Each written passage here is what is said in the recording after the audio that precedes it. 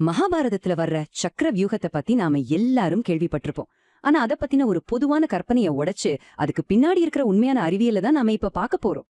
ஆமாங்க, சக்கர வியூகம்னு சொன்ன உடனே நம்ம மனசுல வர்றது ஒரு பேப்பர்ல வரைஞ்ச சிக்கலான வழி மாதிரி ஒண்ணுதான். சரியான வழிய கண்டுபிடிச்சு வெளியே வந்துட்டா போதும்னு நாம நினைக்கிறோம். ஆனா அதுதான் அத பத்தின மிகப்பெரிய தப்பான புரிதல். பாருங்க, சக்கர வியூகம்ங்கிறது ஒரு நிலையான புதிர் கிடையாது, அது ஒரு மிஷன். ஆமா, ஆயிரக்கணக்கான வீரர்களை வச்சு செஞ்ச உயிருள்ள சுழலக்கூடிய ஒரு கொலைக்கருவி. சரி, அப்போ இந்த கொடூரமான படையமைப்பு நிஜத்துல எப்படி வேலை செஞ்சது? அபிமன்யுவால எப்படி அவ்ளோ சுலபமா உள்ள நுழைய முடிஞ்சது?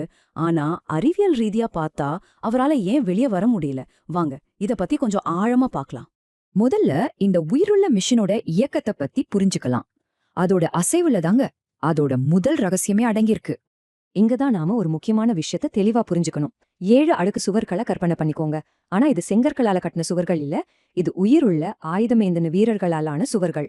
ரொம்ப முக்கியமா, இந்த சுவர்கள் எப்பவுமே ஒரே இடத்துல நிக்காது, தொடர்ந்து சுத்திட்டே இருக்கும். இதுதாங்க ஒரு பேப்பர்ல இருக்கிற புதிருக்கும் உயிருள்ள கொலை கருவிக்கும் உள்ள அடிப்படை வித்தியாசம். இந்த வியூகத்தோட அமைப்பை இன்னும் கொஞ்சம் ஆழமா பார்க்கலாம் வாங்க. அதோட வெளி அடுக்குகள் ரொம்ப வேகமா சுத்தும். ஆனா அதோட முதல் நோக்கம் உங்களை கொல்றதில்ல, உங்களை ஒரு பொறிக்குள்ள முன்னோக்கி தள்ளுறதுதான். அதே நேரத்துல உள் அடுக்குகள் இதுக்கு நேர் எதிர் திசையில சுத்தி உள்ள சிக்கனவங்களுக்கு ஒரு பெரிய குழப்பத்தையும் திசை திருப்பத்தையும் உருவாக்கும். இது சிம்பிளா சொல்லணும்னா ஒரு சுழல் கதவு மாதிரி கற்பனை பண்ணிக்கோங்க. அது உள்ள போக மட்டும்தான் வழிவிடும். நீங்க முதல் வங்கத்துக்குள்ள நுழைஞ்ச உடனே அதோட சுழற்சி உங்களை 2வது வங்கத்தோட திறப்புக்குள்ள தள்ளிடும். நீங்க உள்ள நடந்து போகல, அந்த மெஷினால நீங்க உள்ள இழுக்கப்படுறீங்க. உங்களுக்கு பின்னால இருந்த வழி தானாகவே மூடிட்டே வரும். இப்போ இந்த அமைப்புக்கு பின்னாடி இருக்கிற அறிவியலை கொஞ்சம் ஆழமா பார்க்கலாம். இது வெறும் படை வியூகம் மட்டும் இல்லங்க, இதுல இயற்பியலையும் பயன்படுத்தியிருக்காங்க. இந்த வியூகத்தோட மையத்துல இருக்கிறது சுழல் விளைவு, அதாவது வார்டெக்ஸ் எஃபெக்ட்ங்கிற இயற்பியல் தத்துவம் தான். ஒரு சுழல் எப்படி எல்லா பொருட்களையும் தன்னோட மையத்தை நோக்கி இழுக்குதோ, அதே தத்துவம் தான் இங்கேயும் பயன்படுத்தப்பட்டிருக்கு. கடல்ல இருக்கிற ஒரு பெரிய நீர்ச்சுழியை கற்பனை செஞ்சு பாருங்க. அதோட வெறி பகுதியில இருக்கிற தண்ணி வேகமா சுத்தி மிதக்கிற பொருட்களை மையத்தை நோக்கி இழுக்கும். சக்கரவியூகமோ இதே இயற்பியல் தத்துவத்தை தான் பயன்படுத்துது. ஆனா ஒருபடி மேல போய் மனிதனோட உளவியலையும் தனக்கு சாதகமாக்கி கொள்ளுது.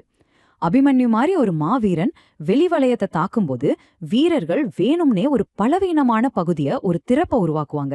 அதுதான் குறைந்தபட்ச எதிர்ப்பின் பாதை அப்படிங்கிற பொறி. இது ஒரு பொறிதாங்க. அந்த பாதையில எதிரி உள்ள இழுக்கப்பட்டதும் அவங்க மையத்தை அடைஞ்சிட்டோன்னு உணர நேரத்துல வெளி வளையங்கள் எல்லாம் இறுகி இருக்கும். உங்களுக்கு பின்னால இருந்த சுவர்கள் மொத்தமா மூடி இருக்கும். உள்ள போக போக வீரர்களோட அடர்த்தி அதிகமாகி அது ஒரு நசுக்கிற சக்தியா மாறிடும்.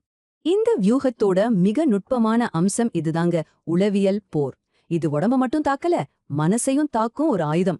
உங்களை சுத்தி 7 அடுக்கு வீரர்கள் எதிரெதிர் திசைகள்ல தொடர்ந்து சுத்திட்டே இருந்தா என்ன ஆகும்னு யோசிச்சு பாருங்க. உங்க மூளை இடமறியும் திறனை இழந்துடும். வடக்கு எது தெற்கு எதுன்னு உங்களுக்கு தெரியாது. தப்பிச்சு வந்த வழி எதுங்கிறதே மறந்துடும். இந்த தொடர்ச்சியான இயக்கம் தலைச்சுற்றலை உண்டாக்கும். அப்போ நீங்க வீரர்களோட மட்டும் சண்டை போடல, உங்க சொந்த புலன்களோடையும் சண்டை போடுறீங்க. இதனாலதாங்க சக்கரவியூகத்தை உடைச்சு வெளியே வர்றதுக்கு ஒரு குறிப்பிட்ட குறியீடு தேவைப்பட்டது. அந்த இயக்கத்தை எப்படி நிறுத்தணுங்கிற ரகசியம் தெரிஞ்ச ஒருத்தரால மட்டும்தான் அது சாத்தியம்.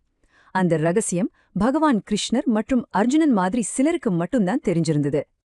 இறுதியா சக்கரவியூகம் நமக்கு கத்துக் கொடுக்கிற பாடம் என்ன? இது வெறும் போர்க்கள வியூகம் மட்டுமில்ல, வாழ்க்கைக்கான ஒரு பாடம். இந்த வியூகம் நமக்கு கத்துக் கொடுக்கிற விஷயம் என்னன்னா, சில சமயங்கள்ல கடினமான போர்களை உடல் வலிமையால ஜெயிக்க முடியாது. மாறா விரிக்கப்பட்ட பொறியோட வியூகத்தை புரிஞ்சுக்கிறது மூலமா தான் ஜெயிக்க முடியும். சக்கர வியூகத்தோட சக்தி வீரர்களோட எண்ணிக்கையில இல்ல, இயற்பியல் மற்றும் மனித உளவியலை பத்தின அதோட ஆழமான புரிதல்ல தான் இருந்துச்சு. இப்போ ஒரு கேள்வி, ஒருத்தர திசை திருப்பி இது மாதிரி வியூக பொறிகள்ல சிக்க வைக்கிற தத்துவங்கள் நம்மளோட சிமரேனோ உலகத்துல எங்கெல்லாம் பயன்படுத்தப்படுதுன்னு நீங்க நினைக்கிறீங்க? யோசிச்சு பாருங்க.